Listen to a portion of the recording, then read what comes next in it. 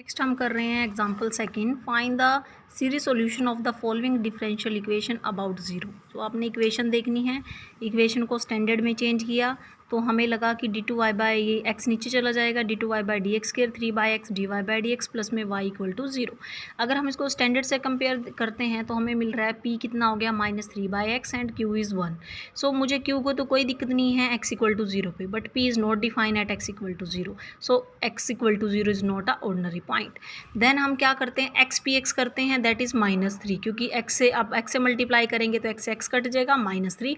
q x क्या हो जाएगा, x दोनों ही एनालिटिक है, इसका मतलब 0 इज क्या बन गया आपका रेगुलर सिंगुलर पॉइंट। सो इस टाइप में सॉल्यूशन क्या होता है, y equal to summation r 0 से infinity a r x raise to power m plus r where a naught is 0 be the series solution of 1 about 0।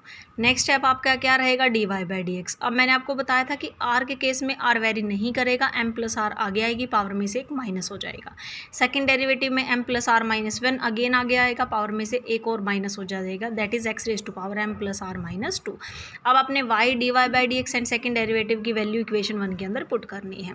Put करने के बाद आप x को अंदर लेके जाएँ, यहाँ पे m प्लस आर -2 है, एक पावर ऐड हो जाएगी तो क्या हो जाएगा x की पावर m प्लस आर -1। इसी तरीके से सेकंड टर्म आपकी और थर्ड में फिर ये पावर ऐड हो जाएगी। तो आप चेक करेंगे यहाँ पे पावर क्या है, m प्लस आर प्लस 1 है, यहाँ पे m प्लस आर -1 है, यहाँ पे भी m प्लस आर -1 है।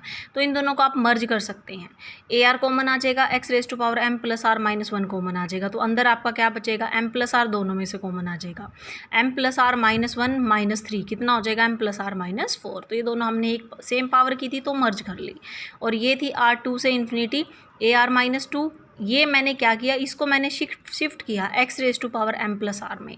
तो कैसे शिफ्ट करेंगे हम, m प्लस इंडेक्स को शिफ्ट करने के m प्लस आर प्लस 1 को क्या लेंगे आप, m प्लस के। तो जब आपका यहाँ से कहने का मतलब r प्लस 1 आपने क्या लिया, k लिया, तो जब आपका r 0 है तो k की वैल्यू क्या हो जाएगी 1। तो उसी तरीके से आपने इसको फर्दर चेंज करना है, आपकी चॉइस है। आप इसको, इन्होंने क्या किया, m प्लस आर प्लस 1 को m प्लस के -1 लिया है, तो इसका मतलब यहाँ से आप देखो जब आपका r 0 है तो k कितना हो जाएगा आपका 2 से शुरू हो जाएगा, फिर आप k को किससे रिप्लेस कर देंगे, r से। तो बेशक आप यहाँ m प्लस आर -1 में दोनों को चेंज कर ले या m प्लस आर प्लस 1 में चेंज कर ले। तो मैंने सेकंड टर्म को चेंज कर लिया m प्लस आर -1 से। अब यहाँ 2 से चल रहा है, यहाँ 0 से, तो आप 0 के लिए ओपन करें, 1 के लिए ओपन कर लिए, 2 के लिए एज इट इज़ रहेगा। फिर आपने क्या करना, next step, equating to 0 the lowest power of x, that is x raise to power m -1, उसके कोफिशिएंट को 0 डालें। तो यहाँ से जो m की वैल्यू आ रही है वो 0 और 4 आ रही है, a नॉट नॉन ज़ीरो लेके ही चलना है। तो इसका मतलब क्या हुआ कि इंडिशियल इक्वेशन से जो रूट आए वो 0 और 4 आए हैं, रूट डिस्टिंक्ट हैं और they differ by an integers. तो जब इंटीजर से डिफर होते हैं, नेक्स्ट स्टेप क्या रहेगा, ये हमने लोवेस्ट डिग्री का कोफिशिएंट 0 रखा है -1 का, अब x की पावर m का 0 रखते हैं, वहाँ से a1 आपका 0 हो जाता है।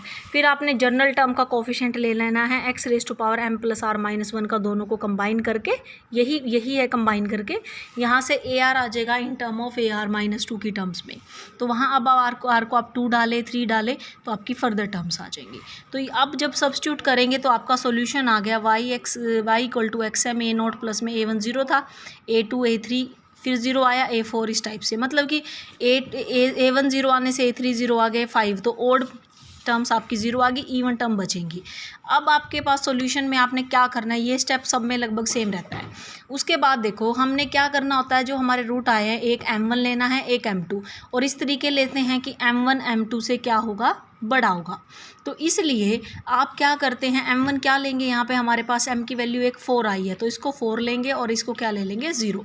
तो smallest root of the is 0, so we shall use the root. फिर हम क्या करते हैं, m इक्वल टू 0 के लिए हम देख रहे हैं, अगर आप m को 0 डालें, देखो ध्यान से, अगर आप m को 0 डालते हैं तो यहाँ पे m आया है, यहाँ पे भी m है, तो पूरा ही जो x4 है, x6 है, वो सारी किसको जा रही हैं, इनफाइनिट बन रही हैं।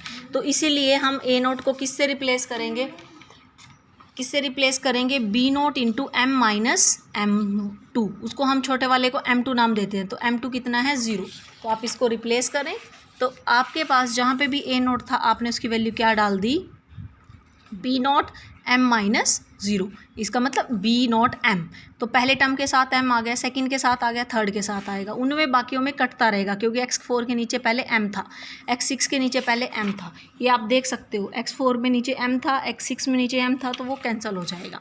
तो इसका मतलब अब आप b नोट को कितना लेंगे, हम 1 ले रहे हैं, टेकिंग b नॉट 1, आप 1 ले लें तो ये आपका वाई एम बन गया xm की फॉर्म में, इस तरीके से।